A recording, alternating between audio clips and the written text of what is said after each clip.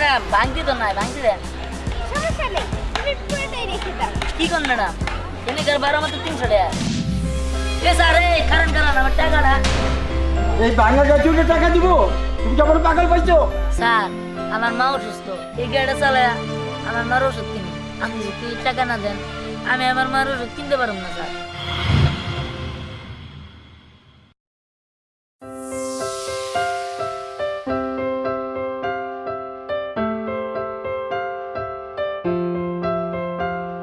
রিহান, কালকে থেকে আমি টিপ পাই না, আজকে আর তোমাকে যেতে দিব না, আমি টিপ নিয়ে যাব। আচ্ছা ঠিক আছে ঠিক আছে, দাদা আসবো।